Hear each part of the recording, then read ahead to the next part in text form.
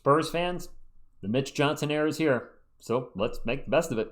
Go Spurs, go, 'cause the Giants stink.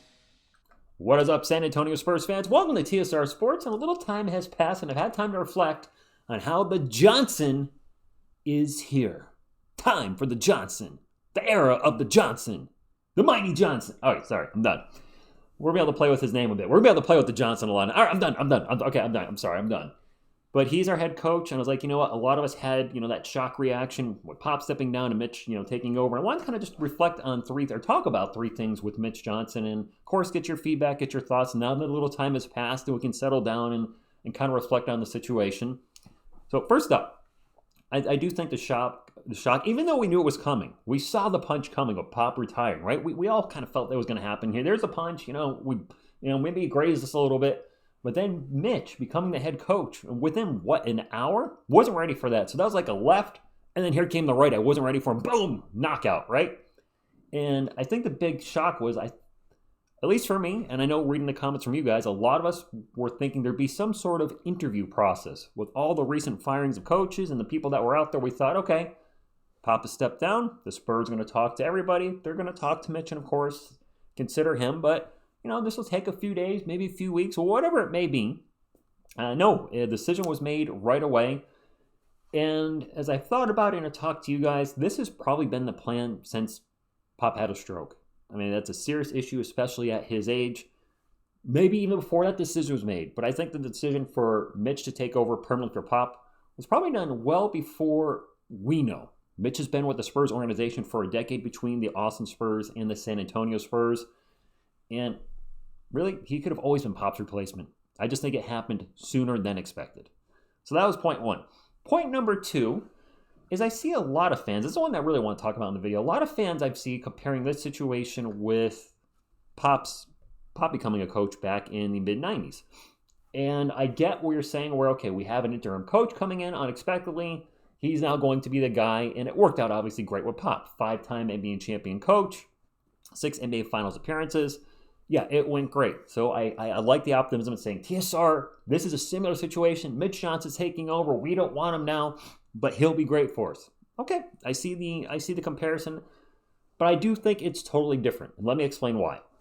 I've personally been a Spurs fan since 1990, and in between 1990 and 1996, we had multiple coaches before Pop. And I'm actually going to bring them up right now and see if you remember any of these guys. And some of you I know will, some of you maybe you've never heard any of these guys. So Larry Brown was coach of the Spurs when I became a Spurs fan. And he was gone. Bob Bass came in and did his temporary, hey, I'm a Spurs coach for a little bit, stay. And then there was the big hiring, you guys remember this one, of Jerry Tarkanian, former UNLV coach. A lot of hoopla about the Tark coming in.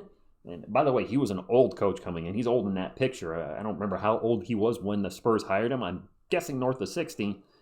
And he lasted a whole 20 games, guys.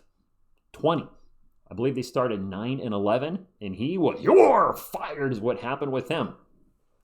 Up next, John Lucas took over, and I like John Lucas. He took over for Tark, got us to the playoffs 2 years in a row, and unlocked maximum potential, maximum effort. David Robinson, the offense flowed through him like the force, and David got his first scoring title. And in those 2 years with Lucas, I believe those are his two best scoring years, 29.8 and 27.6. I could be wrong there, but I think those are Robinson's two best years as a scorer.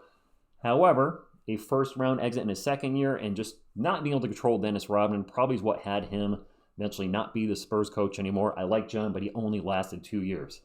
Up next, and there's a point with all this, Bob Hill, who was our coach and then fired by Greg Popovich. Pop may have had the only decision in this process, but he sure was, based on his position with the Spurs at the time, was a big part of it. And then Pop became head coach himself after the firing of Bob Hill. So what's the point of all this? Well, this was 6 coaches in 6 years. That's not good, guys. Even some of even though there were, Bob Hill just being Bob Bass coming in being just kind of a temporary thing, and Jerry Tarkanian not even lasting more than 20 games. Nonetheless, we had 6 different coaches. I'm not counting the coach, I forgot his name, that coached one game in that. So technically you could say 7, but I'm not counting that. 6 coaches in 6 years. And as a David Robinson fan and a Spurs fan, I'm like, can we for the love of God, keep a coach, stable, some stability for David and the team. I was so tired of coaches, this revolving door coaches by the time Pop became coach. That's one of the reasons, really? Not another coach? And you're the guy that, fired the guy before you and you put yourself in position. So I think it's a totally different situation.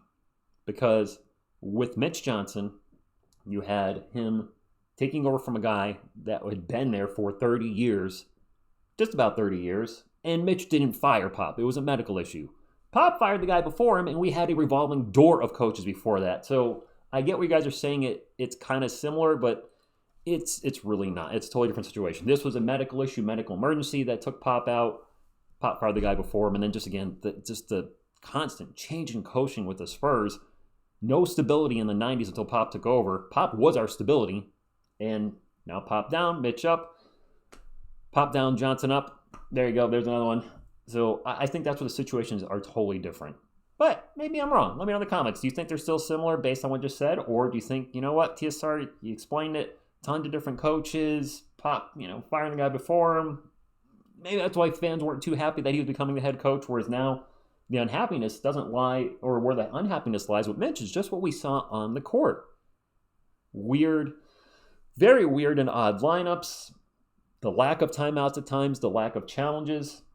I will say, I do agree with you guys. We got to give him a chance. He didn't have an offseason with the team. There was a lot of revolving door with players, with De'Aaron Fox coming in, Wemby going down, Jeremy in and out of lineup throughout the year, Vassell dealing with injuries. So I would like to see him with an offseason, the team itself with an offseason.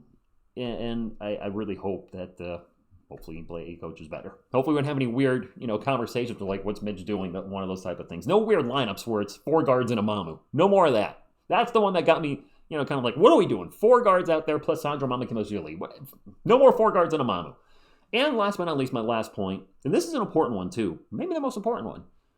From what I'm reading online and from what I'm getting from you guys, it seems like Wemby and the team wanted Mitch. I can't argue with that. I got nothing with that one. If that's what we're building around Wemby, right? Got to keep Wemby happy. You want to keep the whole team happy, but the franchise players are one you really want to make sure you don't irk. And if he was giving Mitch his endorsement saying, yeah, I want him to be my coach, then done. Like it or not, the big man's got the final say in this one. So I really hope, really do, that all of us, 10 years from now, look back at this moment with Mitch becoming coach and kind of go, you know what? We were wrong. Those of us that didn't like it, we're wrong. This was the right move.